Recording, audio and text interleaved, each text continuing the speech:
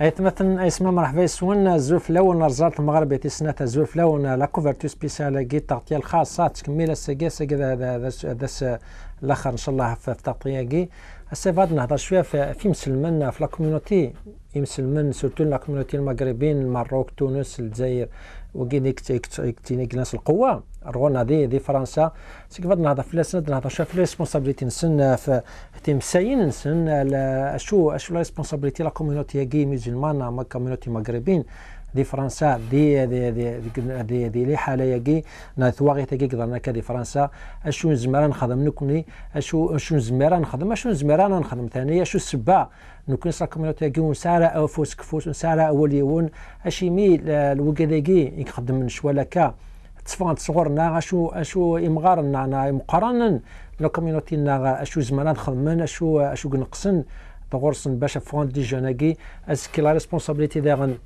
لا كان غير دي لا كوميونيتي كينا لا ثاني ريسبونسابيلتي بوكاداكي دي تمورا دوريجين وثاني ازافوين تمورا كي دوريجين وثاني ازافون فرنسا اشو ريسبونسابيلتي كلا نوكلي ذاكي صفات نهضر نو كرايم دان يقدشن السياسيتي كسان لا رولاسيون تمثلنا كي سي فرنسا سي الجزائر باش تفكر مغني سن باش نهضر في لا كوميونيتي كون جينيرال واشو سنه الحو تلوف تاكي دي فرنسا وش الفرحه مقران انفدو اهل بوساكيس سمثنا رشيد نكاز وكذا مدان يقدشن السياسيت ثان دي فرنسا رشيد نكاز السول فلاك والسلام عليكم. السلام عليكم مازال في الاول مرحبا بك سي رشيد. Tout d'abord, vous êtes en France. Juste un petit mot sur la tension qui règne en ce moment en France. Est-ce qu'elle a commencé à se diminuer un petit peu ou plutôt elle s'aggrave et comment est la tension spécialement contre la communauté musulmane là-bas en France? Je pense qu'après cette tragédie du 7 janvier 2015 contre le journal Charlie Hebdo, la situation de la communauté musulmane en France est dans une situation très délicate, extrêmement délicate, car la société française est en train d'avoir de plus en plus peur par rapport à la présence des musulmans sur les territoires. Et je pense que si on veut sortir de cette situation, il faut un électrochoc, notamment au niveau des responsables des organisations qui ne sont pas à la hauteur des enjeux actuels. C'est pourquoi si les musulmans ne s'organisent pas de façon intelligente et de façon efficace, je crains le pire pour l'avenir de la communauté musulmane en France en Nord. Vous, en tant que militant pour la cause de la communauté musulmane là-bas, et on sait bien que vous activez acharnement pour essayer d'améliorer les droits des musulmans, spécialement la communauté maghrébine là-bas, est-ce que des actes pareils comment je veux dire là, votre travail, il met votre travail encore plus difficile et que vos activités elles seront moins actives et vous ne pouvez pas activer comme vous voulez là-bas dans des moments pareils? Vous savez, cet acte de barbarie contre les journalistes et les policiers de Charlie Hebdo vient de détruire 20 ans de travail des organisations musulmanes qui essaient d'améliorer l'image des musulmans et de l'islam en France. À cause de cet attentat commis par deux Algériens, il faut le dire, ce sont deux Algériens qui ont commis cet acte de barbarie. Cet acte de barbarie vient de ruiner 20 ans de travail des organisations musulmanes sur le terrain. Donc ça va être extrêmement difficile de rectifier. Ça va être extrêmement difficile de dire à la société française que les musulmans sont des citoyens comme les autres. C'est pourquoi, si les organisations musulmanes en France ne proposent pas des solutions radicales, je crains le pire. Et parmi les propositions radicales, je propose deux idées importantes. La première, c'est que la France ne doit plus accepter que des imams qui viennent des pays d'origine contrôlent les organisations musulmanes, notamment les mosquées en France. En clair, il faudra à l'avenir être français pour exercer le métier d'imam. Et au-delà de ça, il faut que les organisations qui gèrent le culte, c'est-à-dire qui gèrent des mosquées en France, doivent être organisées sous l'angle des fondations, afin qu'il y ait dans ces fondations un représentant de l'État français. Et en plus de ça, je propose que dans toutes les mosquées, c'est-à-dire à l'extérieur de toutes les mosquées de France, il y ait des caméras de surveillance afin d'enlever cette peur que la société française a contre les musulmans et notamment contre les Algériens.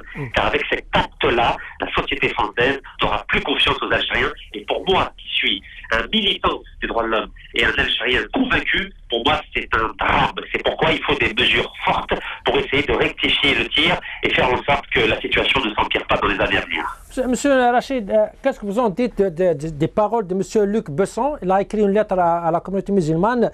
Il a essayé de décrire la vie des musulmans en France et peut-être il a utilisé des mots très durs. Il avait dit que quelle est la société qu'on te propose? C'est une lettre aux musulmans. Il dit comme quoi, basé sur l'argent, le profit, la ségrégation, le racisme, dans certains banlieues, le chômage est des moins de 25 ans atteint jusqu'à 50%. On t'écarte pour ta couleur et ton prénom. On te contrôle 10 fois par jour. On t'entasse dans des bars d'immeubles et personne ne te représente. Dans un environnement pareil, comment on peut demander à une communauté musulmane de se sentir intégrée ou on demande des choses à la communauté musulmane quand on sait qu'elle n'est pas vraiment représentée, elle n'a pas toutes ces droits dans un pays pareil comme la France? Vous savez, après cet acte de barbarie, il n'est plus question de demander des droits. Aujourd'hui, les Français ne veulent plus des musulmans. Il faut le dire. Ils ont peur des musulmans. Et je vais vous le dire, et je le dis devant tous les téléspectateurs, ils ont raison. Comment voulez-vous faire confiance à des musulmans lorsque 2 d'entre eux commettent des crimes de barbarie de cette nature? Donc c'est tout à fait normal. Bien sûr que l'État français a une part de responsabilité, car il a mis toutes ces populations musulmanes dans les quartiers populaires des grandes villes de France. Bien sûr qu'il est responsable. Mais j'aimerais dire, c'est leur pays. C'est leur pays. Et on ne peut pas leur en vouloir. Donc si les musulmans, et notamment la communauté algérienne, si elle n'est pas contente, ben vous savez, il y a un grand pays qui se trouve au sud de la Méditerranée et qui s'appelle l'Algérie. Et bien c'est aux Algériens de rentrer chez eux et de participer au développement économique, politique, culturel et social de l'Algérie. Voilà ce que je propose. Et je crois que Monsieur Nka, si vous parlez comme si ceux qui ont commis ces actes barbares, si on peut dire ça, c'est comme s'ils sont des immigrés qui viennent de France, d'Algérie, mais c'est contraire, ils sont nés en France, ils ont été éduqués dans le système français et ils n'ont pas une autre nationalité à part la nationalité française.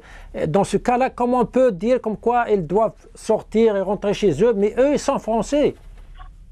Monsieur, je suis un citoyen algérien et moi aussi je suis né en France et j'ai vécu l'essentiel de ma vie en France et je n'ai pas commis un acte de barbarie. À un moment donné, il faut appeler un chat un chat. Il faut assumer nos responsabilités. Moi, en tant que citoyen algérien, j'assume une part de responsabilité dans l'acte de barbarie qui a été commis contre le journal Charlie Hebdo. Et c'est parce que j'assume une part de ma responsabilité que j'ai proposé pour la seconde fois d'acheter 51% des actions du journal Charlie Hebdo pour bien montrer qu'il y a des musulmans, notamment des Algériens, qui veulent le progrès, qui veulent la modernité. Donc chacun de nous doit assumer sa part de responsabilité et je crois que le temps d'accuser les autres est révolu. Il faut qu'on nettoie devant notre propre porte, car sinon la situation ne va jamais s'améliorer. Et ça, il faut le dire, et moi j'assume ma responsabilité en le disant. Et qu'est-ce que vous en pensez de la responsabilité des pays qui gèrent ces mosquées? Maintenant, il faut le dire, il y a beaucoup de mosquées en France qui sont gérées par des pays étrangers. Par exemple, l'Algérie, elle gère plusieurs pays, plusieurs mosquées en France, le Maroc aussi, la Tunisie aussi.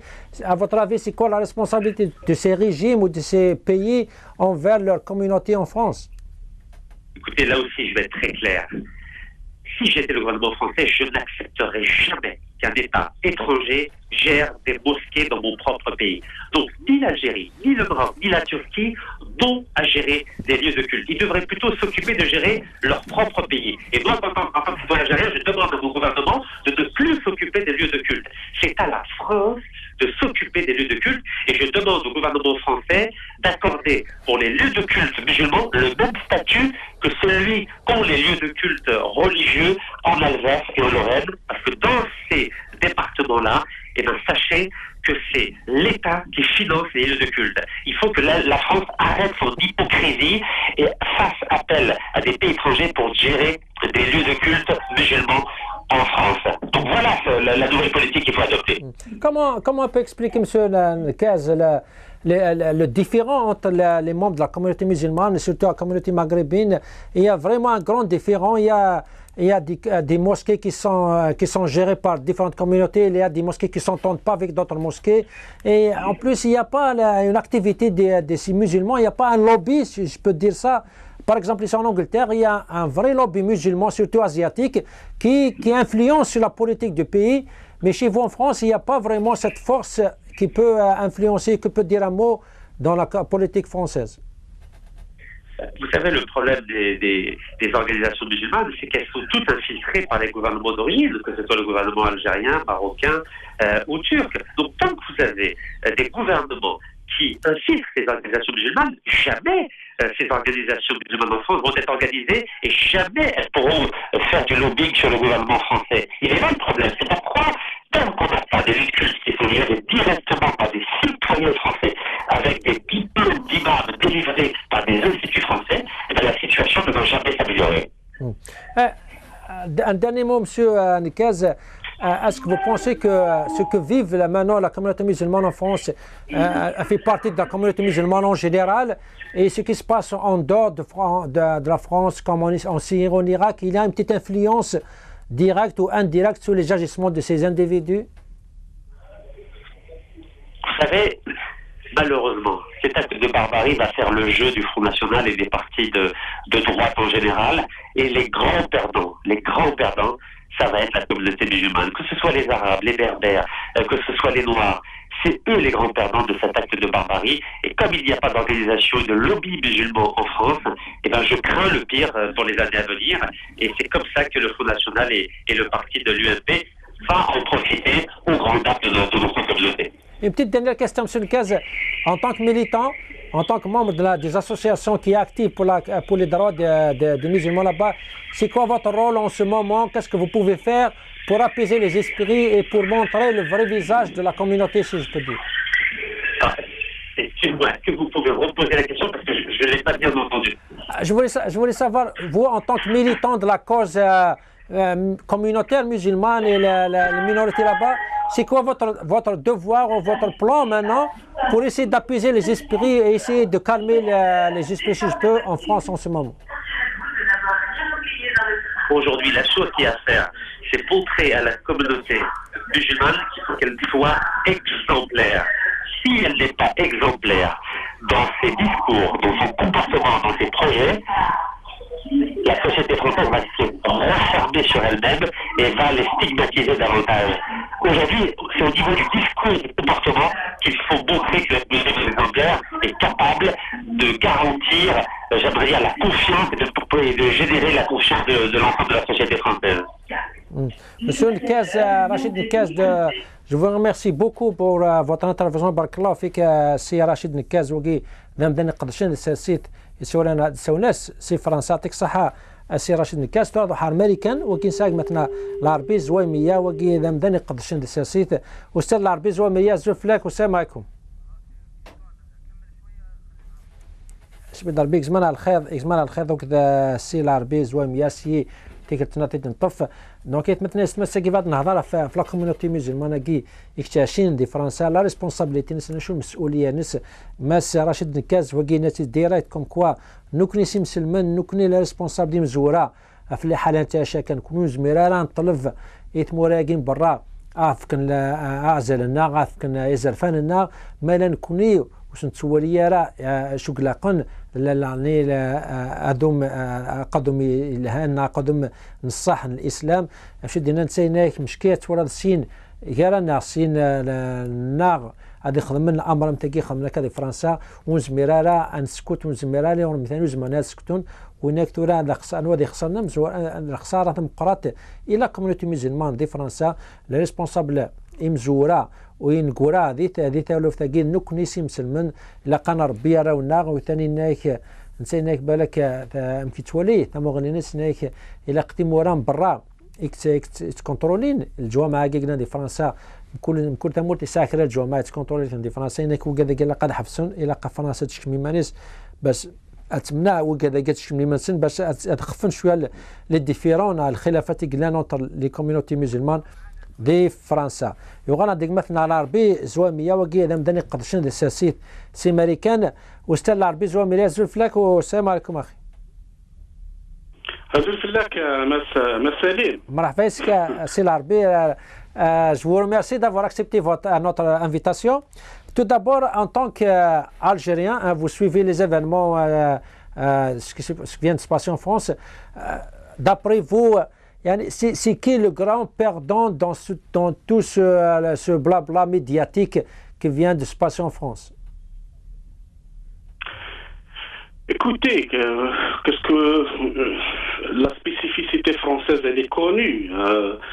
Le seul perdant, c'est bien tout à fait normal, c'est la communauté musulmane. C'est tout à fait normal. Je veux dire, n'a pas une élite, n'a pas, c'est-à-dire ce qu'on appelle un directoire, n'a pas d'institut spécialisé pour former des penseurs, voilà, et c'est eux qui peuvent, parce qu'on ne peut pas quand même, c'est-à-dire on ne peut pas répandre un crayon par les Kalachnikov. Donc il y a un grave problème en France et voilà. Indépendamment bien sûr de l'analyse qu'on fait de la presse française, il y a une certaine presse française, particulièrement une presse guerre, qui méprise un petit peu les cultes d'Agnès, c'est ça ce que voilà. Mais monsieur Larbi, si on compare un petit peu la communauté musulmane ou maghrébine en France et chez vous, aux États-Unis, est-ce que vous pensez que vous, aux États-Unis, vous êtes un petit peu plus considéré, vous avez une position un peu plus confortable par rapport à la communauté française en France? La France, il faut comprendre qu'il faut poser cette question. La question est pourquoi un journal français s'arroge le droit en 2006 ou 2005 de reprendre? Pourquoi uniquement ces gens-là s'arrogent ce droit de reprendre des dessins insolents? Ça, c'est cette question à laquelle il faut répondre parce que la France, elle est particulière, elle est distincte. La presse française, elle est distincte. Le territoire américain est presque de 8 millions ou 9 millions de kilomètres carrés. L'État de la Californie représente la France, que ce soit en économie ou en corporation journalistique, ou jamais, je n'ai jamais entendu ici aux États-Unis ou au Canada, un journal qui ose attaquer des communautés. Je suis pour la liberté de culte. Que je suis musulman ou pas musulman, je suis pour la liberté de culte, je dois respecter le culte. Je n'ai pas le droit d'aller en Amazonie insulter des gens à cause de leur culte. Ça, c'est le principe. Maintenant que la France définisse une certaine liberté d'expression, c'est-à-dire à sens unique, moi, qu'est-ce que vous voulez que je vous dise? Espérons que cette contagion n'arrive pas ici, parce que d'après certains échos, bien sûr, vous avez le Canada, vous avez une province francophone qui commence aussi à filer du mauvais coton, le singisme à la française.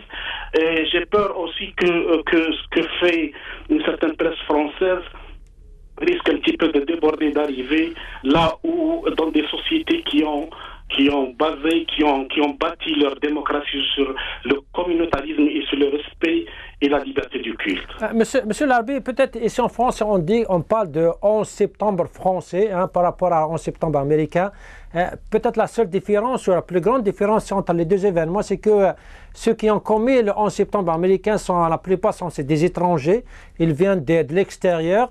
Par contre, ce qui s'est passé en France, ça a été commis par des Français, même si de souche ou d'origine étrangère, mais ils sont nés en France, ils ont été éduqués en France avec le système français. Est-ce que vous pensez c'est ça la grande différence entre ce qui s'est passé chez vous et en France? Écoutez, le principe, c'est que de condamner cet acte terroriste, c'est un acte barbare. Ça, c'est un acte barbare. Il faut le condamner. Il ne faut pas que des voyous ou des illuminés prennent en otage, que ce soit la religion ou la culture d'une communauté. Il faut qu'on doit ressembler aux autres communautés. Il faut qu'on pratique notre religion comme pratiquent les autres. Ça c'est le principe. Il faut le condamner. Il faut vraiment, c'est abject, c'est inacceptable. Maintenant, est-ce que la France Je ne sais pas. Le 11 septembre, certainement, bon, c'est des gens qui sont venus de l'extérieur, mais ça ne veut rien dire, ça. La France, peut-être, d'après mon analyse, veut récolter certains dividendes pour se repositionner. La France a un problème, elle veut se repositionner, et se repositionner, c'est en se prenant pour le gardien de l'ordre moral, le gardien du certain, je ne sais pas, d'un certain anti-islamisme ou certain antiterrorisme qu'elle veut exporter en Angleterre ou aux États-Unis. Ça se voit. Mais le problème, ce n'est pas la France, ce sont nos communautés. Ces communautés-là doivent se prendre en charge. Ces communautés-là doivent mettre en congé définitif tout voyoutisme religieux et tout terrorisme religieux. Ils doivent ressembler aux autres. Il y a un espace public, laïque, qu'il faut bien exploiter à bon escient, parce que la communauté musulmane peut avancer en France. Si elle s'organise, si elle a des élites, si elle a de bons penseurs, la multiplication de ces structures, la multiplication des opportunistes et des ignorants font mal à cette communauté. C'est une communauté qui est vraiment a été mise en capillotage. Il faut qu'elle s'organise. Elle a les moyens de s'organiser. Elle a les moyens d'aller en avant pour vraiment pour être partie prenante de la société française. Actuellement, la communauté musulmane est presque évacuée du champ public. Elle est évacuée de l'espace politique. Nous ne sommes pas considérés en tant qu'acteurs sociaux. Nous sommes considérés comme des terroristes. On nous invite dans les télévisions que pour expliquer le phénomène de terrorisme. On n'est pas concerné, on n'est pas admis en tant que médecin, en tant que président d'association, en tant qu'acteur social, en tant qu'infirmier, en tant qu'ingénieur. C'est ça. Il y a un problème en France, il ne faut pas qu'il déborde, mais ça, la réponse, elle est chez la communauté musulmane. C'est tout ce que je peux vous dire pour ce point. Mais, monsieur Larbi, peut-être il faut voir ce phénomène de notre façon. Si on voit si on allait jeter un coup d'œil sur ce qui s'est passé en Norvège, le massacre par un individu, il a tué des jeunes parce qu'il avait des idées. Pourquoi là-bas on n'accuse pas sa communauté, ce qui le représente? Et chez nous, en France, chaque fois qu'il y a un musulman ou un prétendant musulman qui commet un acte barbare, condamnable, qu'on ne peut pas expliquer, on accuse toute la communauté, on dit comme quoi la communauté elle est responsable, elle doit faire quelque chose. Pourquoi c'est deux poids, deux mesures? Quand c'est musulman, c'est toute la communauté, mais quand c'est autre chose, c'est un criminel, on le met en prison et l'affaire est classée. C'est-à-dire, vous voulez poser quelle est la différence entre la Norvège et la France? Non, je veux dire, pourquoi la réaction des médias, la réaction des autorités, elle diffère d'un événement d'un autre. Les deux, c'est des massacres, mais quand c'est un Norvégien ou un Blanc, on dit comme quoi c'est un criminel, on le met en prison, mais quand c'est un musulman, on accuse toute la communauté, c'est pas que lui, c'est pas un acte isolé, mais toute la communauté qui est responsable et elle doit être jugée en tant que ça. Écoutez, il faut se référer à l'histoire de la presse française. Il y a où est-ce qu'ils sont les immigrés dans la presse française? C'est une presse d'intellostellaires, de gens qui je m'excuse du terme, ils nous cassent les pieds chaque jour avec leur philosophie primaire. Quelle est l'histoire des médias français est spécifique. Spécifique peut-être à cause de la promiscuité de la France avec ses du Nord, certainement. Mais je peux dire que il y a une islamophobie. Il était déjà depuis les années 60, 70, au sein de la presse même. Il y avait une algérianophobie latente. Ensuite, il y avait une mutation, et cette mutation, actuellement, elle est là, elle se traduit par certaines présentations, ou par certaines émissions, ou par certaines productions littéraires, ou par Charlie Hebdo. C'est ça. Il y avait une base, il y avait un commencement à tout ça. La presse française, c'est une presse qui a une certaine spécificité. Et cette spécificité-là a fait en sorte qu'elle est aussi coupable elle est coupable. Elle jamais de la vie, est revenue en arrière pour vous dire, dans les années 70, 60, 80, le rapport entre l'immigrant et le monde, le rapport entre l'immigrant et Libération, le rapport entre l'immigrant et le point. Il y a peut-être un seul, le monde diplomatique, mais c'est une presse anti-immigrée de naissance. Et actuellement, elle est là. Donc, elle est là. Je ne maîtrise pas exactement les corporations journalistiques ou les compagnies en France. Je connais celle des États-Unis. Certainement, il y a un lobby financier aussi. Il y a un lobby financier qui est présent. Et ce lobby financier est très fort aussi parce que la communauté musulmane aussi, elle est incapable de faire un petit fonds, un fonds qui peut relancer ou supporter des activités. C'est tout ce que je peux vous dire. D'après ce que l'invité qui vous a précédé, là, il a noté que peut-être parmi les problèmes des communautés musulmanes en France, c'est l'ingérence des pays étrangers dans les affaires internes de la communauté. Ils gèrent les mosquées, de cette façon, ils peuvent gérer la communauté. Chez vous, aux États-Unis, est-ce qu'il y a ce problème d'ingérence étrangère dans la gérance des communautés musulmanes là-bas ou la gérance des mosquées dans les États-Unis? Certainement. Ça, c'est pas une spécificité française. Même à Washington DC, vous avez des têtes de pont de l'Arabie Saoudite et des Émirats, certainement. Mais bon, certainement, il y a un problème aussi au niveau de Washington DC de l'élite. C'est une élite opportuniste. Je ne sais pas qu'est-ce qui se passe, mais voyons ça. C'est-à-dire, c'est une élite composée d'associations qui se réclament aussi d'une certaine représentativité. Peut-être ils sont affiliés à certains pays, et l'Arabie Saoudite y a joué énormément. Mais en France, ce n'est pas le problème parce qu'il y a des pays s'ingèrent dans la gestion de culte, mais le problème aussi, c'est comment se fait-il qu'on envoie des imams se former dans l'Institut catholique de Paris aussi, cette symbolique-là. Qu'est-ce que vous voulez que je vous dise? Néanmoins, chez vous, oui, je vous entends, monsieur. Néanmoins, chez vous, aux États-Unis. Oui, je vous entends. Je ne pense pas que ça suffit à cette dimension-là. La communauté musulmane doit s'organiser. La famille musulmane en France doit s'organiser. Indépendamment musulmane, on aimerait bien une association plus large. Peut-être c'est les gens qui se reconnaissent dans le fait culturel musulman. C'est très bien. Toujours est-il, c'est nombreux, c'est un lobby. Mais la famille musulmane en France doit s'occuper de ses enfants. On peut pas continuer comme ça. On peut pas passer notre journée à compter aussi combien ça coûte l'euro en Algérie aussi. Il y a un problème inhérent à la famille musulmane en France. C'est ça. Elle a la capacité de s'organiser. Elle a la capacité de créer un fonds et de fédérer une seule structure représentative, à l'exemple de la communauté juive, pourquoi pas, parce qu'elle est organisée. C'est ça le problème. Mais la représentativité en France a été pervertie, et vous voyez des gens comme un fou, j'ai vu un fou à la télévision qui parle de Charles ou je ne sais pas quoi, qui a été manipulé ou payé par un certain organisme pour donner un modèle d'imam. Le problème, on peut solutionner cette question au sein de cette communauté.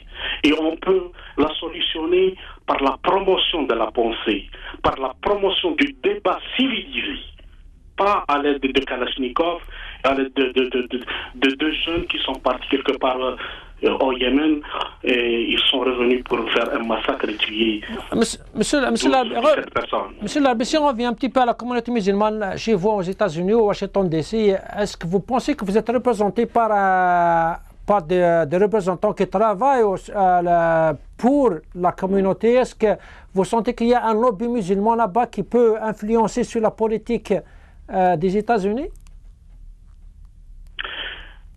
Je ne pense pas qu'il y a un lobby musulman aux États-Unis parce que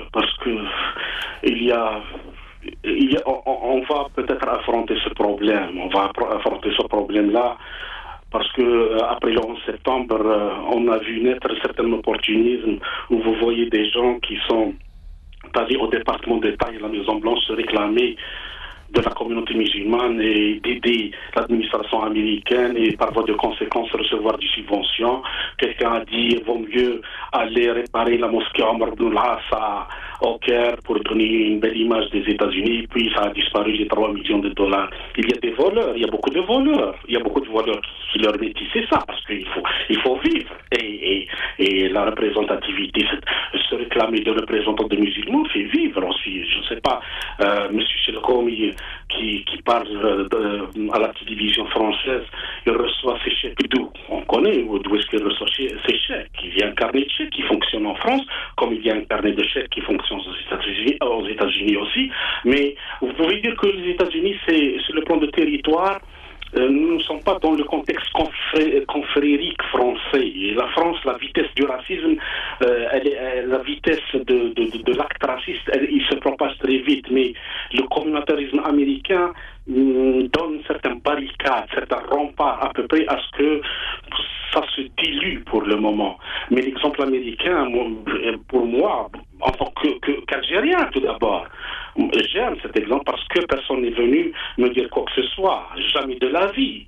J'utilise la frontière américaine et canadienne tout le temps, donc je fais beaucoup de distance, entre peut-être Ottawa au nord jusqu'à la Caroline du Sud, la Caroline du Nord, la Caroline du Sud, jamais de la vie. Mais justement, c'est cet espace laïque qu'on doit préserver pour que je puisse, pour que ma communauté puisse pratiquer sa religion, dire sha'air ntawaha. C'est ça, mais cet espace public aussi, il faut que je sois représenté en son sein par des gens de valeur, des gens intègres, des gens honnêtes et des gens compétents aussi. Ce n'est pas des malades, on a des malades aussi qui commencent surtout à Montréal. À Montréal, c'est catastrophique. Et c'est catastrophique. Et vous avez aussi l'exemple français qui avance un mimétisme, un singisme, parce que c'est une province francophone, et puis elle s'inspire de la République française. Voilà, donc il y a un problème de représentativité à Montréal, et c'est pour cela, je pense que le Canada et sa partie francophone aussi vont connaître certains problèmes. Mais la solution, elle est au sein de la communauté, elle est en son sein, elle n'est pas à l'extérieur. Et j'aimerais bien vous rappeler quelque chose. On doit insulter personne. Nous sommes contre ni les juifs, ni personne. Terence l'Africain a dit « Je suis homme et tout ce qui est homme ne m'est pas étranger ». C'est ça la devise. Nous ressemblons à toute l'humanité. Nous avons nos droits culturels, nos droits religieux. Nous les pratiquons dans un espace commun. On doit être à la hauteur. On ne peut pas passer notre journée à suivre le juif, à insulter le juif, et ça ne va pas finir. Je ne vais pas passer ma vie à surveiller les juifs. Notre problème, c'est nous. En Algérie, notre problème, personne. Ni la France, ni les États-Unis, ni personne. Monsieur Labia, justement, pour parler de la responsabilité des pays, pensez-vous que en invitant tant de présidents qui représentent des pays qui sont connus pour leur qui respectent pas beaucoup les droits de l'homme, l'expression de la liberté d'expression, ils viennent marcher en plein Paris pour promouvoir les droits de l'homme, pour condamner cet acte parce que c'est un acte contre la liberté d'expression. Pensez-vous qu'il y a cette hypocrisie quelque part qui ne fait pas honneur ou qui n'aide pas les communautés à comprendre la situation? Les représentants des pays, surtout arabes, qui sont venus à Paris, il y a deux volets. C'est des représentants des pays de dictature, de corruption, de rapine. Ça, c'est un volet. Dans ces pays-là se trouve notre pays. C'est sur la base de ce volet-là qu'il faut le dénoncer.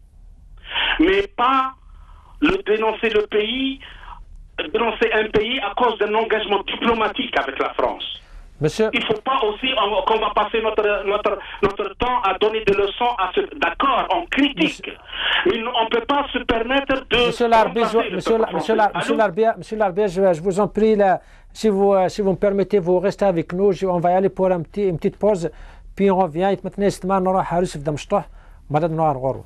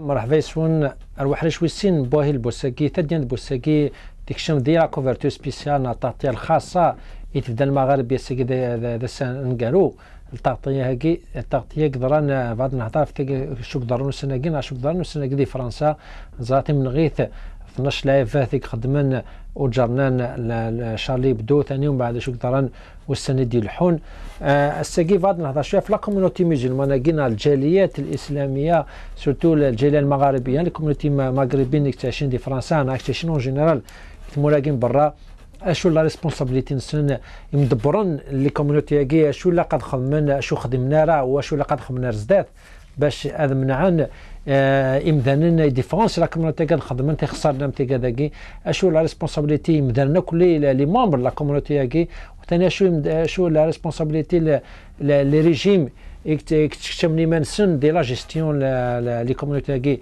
سي فرا وثاني بيان سور ازافو نتمورا ندي ازافو فرنسا ازافو اللي تموراكين برا اكس عندنا ريسبونسابيلتي مزواروث باش السيين هاد حرفنا في زرفان بمدنكي وثاني السيين خمنا كونتاكت وكذاكي باش السيين فهمنا شو فغان فهمنا شو سني خصن باش هادي فيتين لايفاد هاد فغان مي كذاكي خدمنا تواغيتين قدرنا كامتي كذاكي قدرنا كدي فرنسا وصف فرحه مقران نساق مثلا واقي استاذ الدكتور انور هدام لسلواي الموفمون بور لا ليبرتي لا جوستيس سي امريكان دكتور انور هدام السلام عليكم ازف لك اهلا وسهلا السلام عليكم monsieur انور هدام tout d'abord j'aimerais bien parler un petit peu des communautés musulmanes à l'étranger. On sait bien qu'il y a toujours des conflits entre les membres de ces communautés. J'aimerais bien voir votre avis sur ce qu'on appelle l'ingérence ou la gestion des cultes par des régimes étrangers. Par exemple, en France, on sait qu'il y a plusieurs mosquées qui sont gérées par des régimes ou des pays étrangers. Par exemple, l'Algérie, le Maroc, la Tunisie, chacun gère quelques mosquées en France. Et ça génère et ça crée un malentendu ou un conflit entre les communautés. Est-ce que vous pensez que ça peut être une des raisons de cette tension qui existe dans la communauté musulmane en Europe ou aux États-Unis aussi? Oui. Premièrement, Bismillah ar-Rahman ar-Rahim, je vous remercie pour cette invitation. Bon, du côté technique, il y a un peu de bruit, mais je vais essayer. Je crois que j'ai compris votre question. Je pense que vu la situation des pays du Maghreb, en général, on peut pas, la communauté musulmane en France en particulier ne doit pas attendre beaucoup de ce régime en place, malheureusement, dans les pays du Maghreb. Cependant, permettez-moi tout d'abord de condamner avec force, encore une fois, ces crimes horribles, ces actes terroristes qui s'est produits ces derniers jours en France. Parce que pour nous, il n'y a aucune justification pour un acte terroriste comme ça. Malgré la situation pénible que vit notre communauté musulmane en France. Et je parle ici maintenant, non pas en tant qu'activiste politique algérien, mais en tant que membre de la communauté musulmane aux États-Unis. Je suis actuellement, je suis membre du Conseil de coordination des organisations musulmanes in Washington area, في المنطقة Washington, c'est Washington, Virginia, Maryland. Donc je suis actif avec cette communauté. Donc je peux parler au nom de la communauté musulmane en Europe et en Occident en général. Il y a beaucoup de problèmes. Mais la solution n'est pas dans ces actes de terroristes. Elles ne font qu'empirer cette situation. Et si vous voulez, on peut parler un peu sur comment on voit la situation pour régler ce problème. Définitivement, il ne viendra pas des pays du Maghreb où il y a un manque de démocratie et il y a un manque de liberté. On ne peut pas s'attendre que ces pays vont aider notre communauté, malheureusement, en France. Oui, maintenant, si on parle un petit peu de votre communauté là-bas aux États-Unis, est-ce que vous pensez que là-bas, vous avez plus de darwa et que vous êtes plus considéré par le régime en place, par le gouvernement américain, que par rapport aux Européens, il y a beaucoup qui disent que peut-être les communautés musulmanes en Europe ne sont pas pris en considération, les Darwa de ces communautés ne sont pas prises en considération, ils sont un petit peu négligés. Est-ce que vous là-bas, vous sentez la même chose? Enfin, il faut comprendre que les pays occidentaux en général, parlons, puisque vous voulez, des États-Unis, toutes les communautés ont souffert à un certain moment de l'histoire. Surtout, il ne faut pas oublier les tragédies qu'ont vécues la communauté juive aux États-Unis, la communauté irlandaise aux États-Unis, les Italiens, etc. Mais une à une ont pu avoir petit à petit leurs droits civiques et leur place dans la société américaine. Bien sûr, la société américaine est plus développée que la société européenne et particulièrement la société française. Elle est plus apte à accepter une société diverse, de former une société diverse où toutes les communautés se sentent font partie de cette société. Ils ne sont pas des citoyens de seconde classe, mais sont des citoyens à part entière. Mais aussi les communautés ont dû faire un exercice, un effort pour essayer de s'accepter mutuellement tout en gardant leur droit à leur propre identité, leur droit à leur propre culture, à leur propre religion, mais tout en faisant partie d'un tout. Et c'est ça justement le challenge que je vois que la société française est en train de vivre, c'est qu'elle n'est pas prête encore à accepter cette diversité. On a vu aujourd'hui même le Premier ministre, M. Manuel Valls, dans son discours devant le Parlement, en présentant les nouvelles lois, il n'a même pas prononcé le nom du premier policier qui est mort pour Charlie. Allah yarhamou, Ahmed Mubarak. No, his name is Ahmed Mubarak. Je me rappelle du premier. Il ne l'a même pas prononcé. Et il a fait il a proposé certaines lois qui pourront peut-être renforcer les lois antiterroristes. Nous souhaiterons que ça soit dans ce cas. Mais je pense que ces lois-là vont empirer la situation pour les musulmans, je pense. Yeah. Monsieur Anouar Haddam, maintenant, j'aimerais bien voir, d'après votre expérience, puisque vous êtes membre d'une communauté active aux États-Unis, pour parler au sujet des communautés musulmanes, surtout en France, d'après vous, qu'est-ce qu'ils peuvent faire pour éviter que des jeunes sortis parmi cette communauté peuvent faire des actes pareils, inhumains, et que tout le monde, à la fin, paye pour leurs actes? Qu'est-ce qu'il faut faire? Évidemment, je suis de près, parce que étant musulman convaincu je suis de près ce qui se passe en France actuellement. Il y a eu beaucoup de progrès, il ne faut pas oublier ça. Le problème, c'est qu'il y a certains jeunes qui sont pressés, et peut-être qu'ils ne connaissent pas l'islam, ils n'ont pas été éduqués vraiment sur les valeurs de l'islam. Et ainsi, ils rentrent dans des situations qui sont contraires aux préceptes de l'islam. Mais sinon, il y a eu beaucoup. Il ne faut pas oublier qu'en 2013, par exemple, je vais donner certains exemples, un ou deux exemples, c'est tout, pour que nos jeunes comprennent que les dirigeants genuines de la communauté musulmane en France, ils fournissent un effort, mais il y a beaucoup de choses qui restent à faire. Comme par exemple en 2013, le premier lycée privé en France, c'était un lycée musulman. Son nom, c'est Averroès. Et aussi, nous avons vu, il y a des études en 2012 qui disent que 10% de ceux qui ont des hautes shahadat uliya en France sont des musulmans. Il y a beaucoup d'efforts qui sont en train de faire. Maintenant, pour recouvrir les droits civiques et les droits politiques en France, il y a l'amr bin ma'rouf et le nahy an munkar bi ghayri munkar.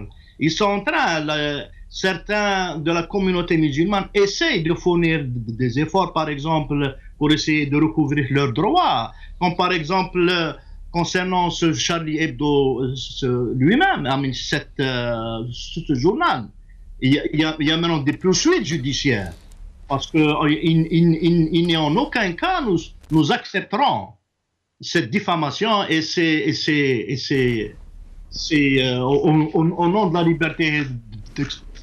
Ils savent bien que la liberté des uns s'arrête là où commence celle d'autrui. Les musulmans... Chauffe. Il y a 2 points ici, je pense, qu'ils sont critiques. Il faut que la société musulmane, que la société française décide si elle accepte qu'elle soit diversifiée ou non, et ainsi inclure les musulmans. Et il faut aussi que les musulmans, la communauté musulmane, prenne cette décision. Est-ce qu'elle veut faire partie de la société française ou pas?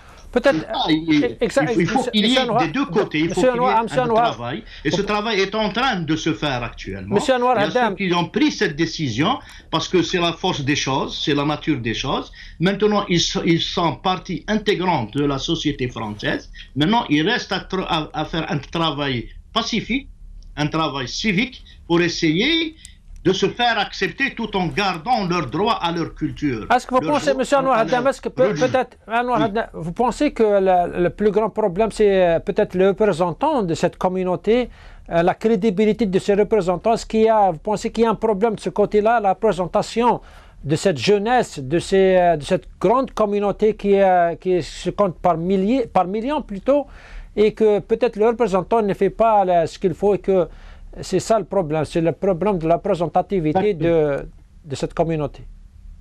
Exactement, malheureusement, c'est ça, c'est ce que je faisais allusion, c'est que les dirigeants français, certains dirigeants français, malheureusement, ils sont encore victimes ou sont encore otages de l'esprit colonial, de l'ère coloniale.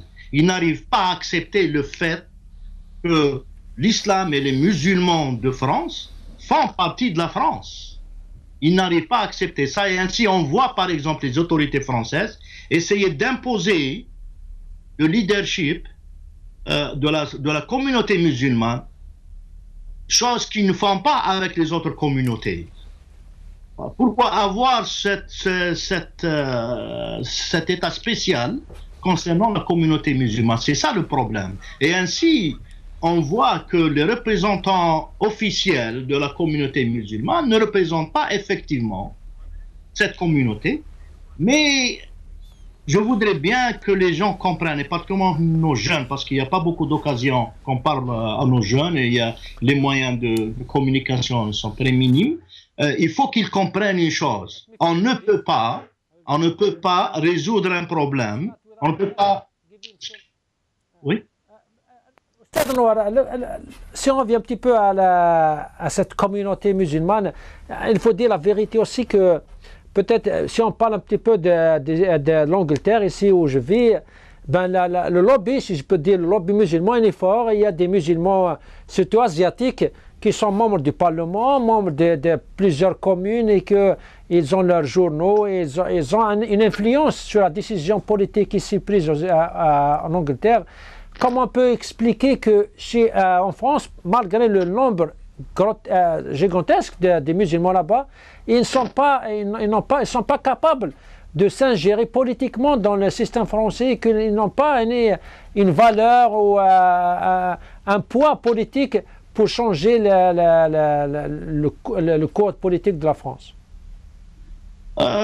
C'est ça le problème, parce que il y a un dicton ici aux États-Unis qui dit que la traduction, la politique c'est le local.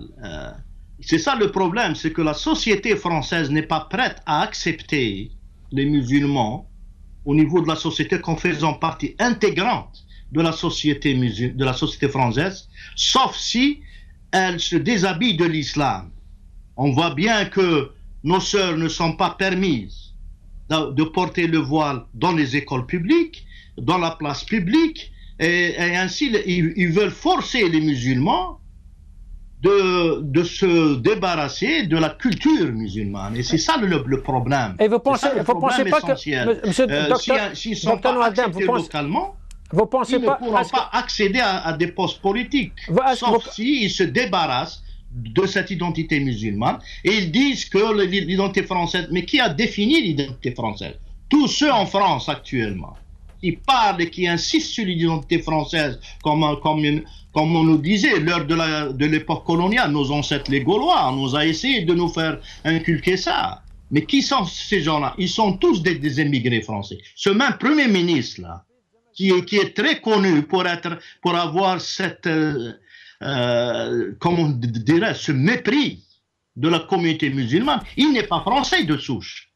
Donc, il faut qu'ils acceptent qu'il y a une diversité maintenant. Toutes les communes, toutes les sociétés de par le monde sont devenues des sociétés mixtes, des sociétés diverses. Il faut accepter ce fait, mais aussi les musulmans doivent accepter ça. Mais aussi d'un autre côté, dans cette société, tout en gardant leur propre religion, leur propre identité. Et on peut faire ça. Mais d'un autre côté, M. Nouadam, si vous m'entendez, mais d'un autre côté, M.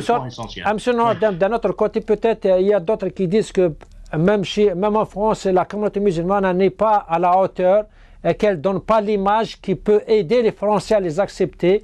Si on voit les cités où plein de musulmans, c'est des cités, il faut le dire, hein, il y a les salles, elle n'est pas organisée, que peut-être c'est à cause de nous, hein, à cause de la communauté musulmane, que les Français n'arrivent pas à accepter cet islam ou n'arrivent pas à accepter cette communauté musulmane parce que c'est nous qui donnons une mauvaise image de nous-mêmes. Enfin, il y a beaucoup de problèmes. Si j'ai bien compris votre question, parce que je m'excuse, il y a un problème de son. Mais si j'ai bien compris, ce qu'on appelle ces quartiers difficiles, ça reflète justement cet esprit, cette culture des autorités françaises, que ce soit de la droite ou de la gauche d'ailleurs, qui n'arrivent pas à accepter le fait que cette génération, elle est française. Et ils ont le droit d'être français, mais tout en gardant leur propre culture. C'est ce qui se passe justement. Mais en même temps, et je le dis, j'insiste, parce que j'en connais un peu les médias, particulièrement français, lorsqu'ils arrivent à ils veulent pas. Je dis encore, il n'y a aucune justification pour de tels actes de terrorisme. Il y a d'autres moyens, il faut qu'ils s'organisent. Les communautés musulmanes, la communauté musulmane en France doit s'organiser, doit essayer d'avoir des coordinations de différentes choses, parce qu'il y a beaucoup de choses de bon qui se passent. Comme j'ai dit, avoir un lycée, le premier lycée français privé, que ce soit un lycée musulman, c'est quelque chose. Avoir 10% de hauts cadres, de hauts diplômés français en 2012 étaient tous des musulmans. Donc il y a quelque chose qui se passe, mais en silence. Maintenant, il faut qu'ils s'organisent plus, il faut que nos jeunes acceptent ça, il faut que nos jeunes comprennent s'ils veulent, particulièrement ceux qui pensent qu'ils sont en train de faire ces actes de terreur au nom de l'islam. On ne peut pas plaire à Dieu en engageant dans des actes que Dieu n'aime pas. Il faut qu'ils comprennent ça. Donc il faut qu'ils ne se laissent pas embobiner, il faut qu'ils adhèrent aux différentes organisations musulmanes en France pour essayer ensemble de coordonner ces efforts pour recouvrir leurs droits civiques, leurs droits politiques, pour avoir une place dans la société française. Et ainsi, le meilleur moyen que sont d'être les véritables ambassadeurs de l'islam et de la civilisation musulmane, tout en étant français. C'est ça la question de fond. Il ne faut pas perdre en vue que ces jeunes-là, ils sont eux-mêmes victimes. Ces mêmes terroristes sont eux-mêmes victimes de toute cette situation où la société d'un côté n'accepte pas qu'elle est devenue diversifiée. Monsieur Dr Nouadam, en quelques minutes s'il vous plaît, la dernière question, j'aimerais avoir votre avis sur ce que vient de dire M. Nikaz Rachid sur notre antenne. Il avait dit que l'acte qui vient d'être commis à Paris, il vient de détruire 20 ans de travail et d'activité des organisations islamistes en France. Vous pensez que des actes pareils vont avoir des effets aussi néfastes sur le travail des organisations communautaires en France? Oui, je n'ai pas bien compris la dernière partie de la question, c'est possible, parce qu'il y a beaucoup de bruit. Ma question c'était, je voulais un commentaire de votre part sur la déclaration de M. Nikaz, un des activistes communautaires là en France. Il avait dit que l'acte commis en France, à Paris, il vient de détruire 20 ans de travail communautaire, 20 ans de travail et d'activité des organisations musulmanes en France. Pensez-vous que des actes pareils peuvent avoir des effets aussi néfastes sur l'activité des organisations en France? Oui, je suis entièrement d'accord. Je n'ai pas écouté toute sa déclaration, mais sur ce point-là, Je suis entièrement d'accord. C'est ce que j'étais en train de faire, essayer d'expliquer à nos jeunes qu'il ne faut pas oublier qu'il y a un travail qui se fait au niveau de la communauté musulmane en France pour essayer de se faire accepter tout en gardant leur propre identité. Et ça, c'est très important parce que nous, en tant que musulmans, notre premier rôle en tant que musulmans, c'est de faire connaître à nos sociétés ces valeurs de l'islam, de faire comprendre c'est quoi le véritable islam, etc. Donc c'est pour ça qu'il est de notre devoir de se faire intégrer, mais pas en se déshabillant, pas en laissant de côté notre culture, au contraire. Il faut qu'il y ait donc, nos jeunes doivent, au lieu, parce que comme on a dit toujours, il faut comprendre, on ne peut pas plaire à Dieu en s'engageant dans des actes qui sont contraires aux préceptes de l'islam. C'est ça le point important. Et il faut que ces communautés musulmanes, il faut que ces organisations musulmanes aussi, il faut qu'elles acceptent ces jeunes-là, il faut qu'elles les intègrent dans leurs organisations et essayer de coordonner tous ces efforts. Il faut prendre cette décision. Les musulmans en France doivent comprendre qu'il faut qu'ils fassent ce choix d'être français, citoyen ou pas. Et il faut en même temps que la société française prenne cette décision, ou actuellement accepte ce fait, parce qu'ils ne vont aller nulle part, ces musulmans en France. Ils sont français.